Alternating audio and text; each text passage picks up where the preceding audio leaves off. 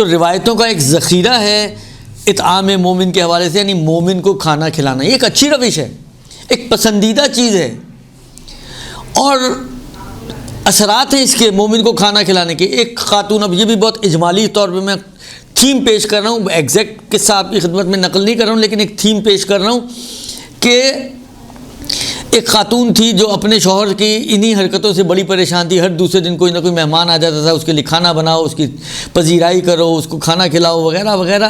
اب آپ کو پتہ ہے عورتوں کو تو ان چیزوں سے اس لیے چڑ چڑھتی ہے کہ بالآخر ان کا کام بڑھ جاتا ہے۔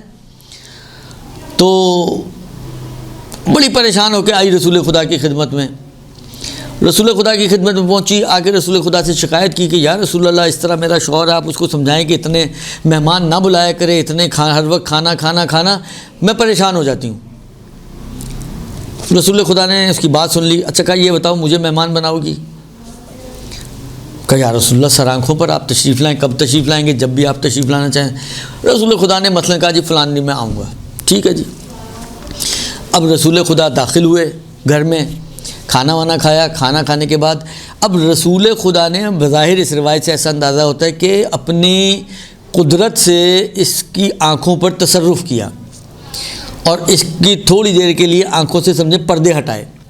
تو اس نے دیکھا کہ رسول خدا کے ساتھ ساتھ مختلف طرح کی حشرات اور بلائیں اور مصیبتیں جو ہیں وہ رسول خدا کے پیچھے پیچھے باہر جا رہی ہیں۔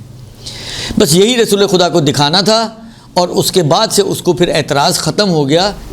ایک روایت ہے، اس روایت کا میں ایک حصہ صرف ٹکڑا آپ کی خدمت میں عرض کر رہا ہوں۔ روایت چلتے چلتے راوی سے مولا پوچھتے ہیں کہ کیا تم مومنین کو اپنی منزل اپنے گھر بلاتے ہو؟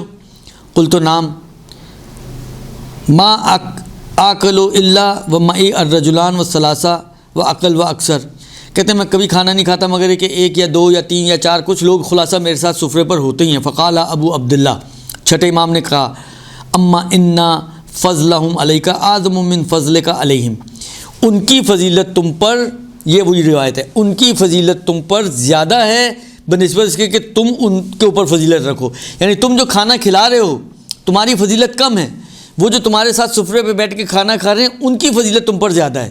اس کو بھی تعجب ہوا، آپ کو بھی تعجب ہو رہا ہوگا یہ کیا بات ہوئی، میں کھانا کھلانے والا ہوں میری فضیلت کم ہے اور وہ کھانا کھانے والے ہیں ان کی فضیلت زیادہ ہو گئی، اس کو بھی تعجب ہوا۔ فقلت جعلت فداک اطعمہم طعامی اوطعہم رحلی ویکون فضلہم علی اعظم، میں ان کو کھانا کھلاتا ہوں، میں ان کو جگہ دیتا ہوں مگر اس کے باوجود ان کی فضیلت مجھ سے زیادہ ہے۔ قال نعم، کہا امام نے کہا ہاں۔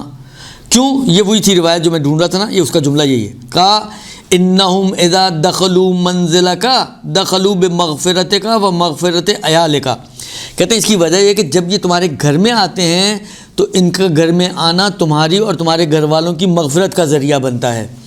وَإِذَا خَرَجُوا مِن مَنزِلِكَ خَرَجُوا بِذُنُوبِكَ وَذُنُوبِ عِيَالِكَ، اور جب یہ تمہارے گھر سے نکلتے ہیں کھانا کھانے کے بعد تو تمہارے اور تمہارے گھر والوں کے گناہوں کو اپنے ساتھ لے کر جاتے ہیں، تمہاری بخشش کا، گناہوں کی مغفرت کا سبب بنتے ہیں۔ اب دیکھیں ایک مہمان آتا ہے کھاتا ہے آپ کے پاس، آپ اس کے اوپر پیسہ خرچ کر رہے ہیں، وہ آپ کے لیے اخروی تحفے لے کر آ رہا ہے، آپ کی مغفرت کا ذریعہ، آپ کے گناہوں کی بخشش کا ذریعہ بن رہا ہے۔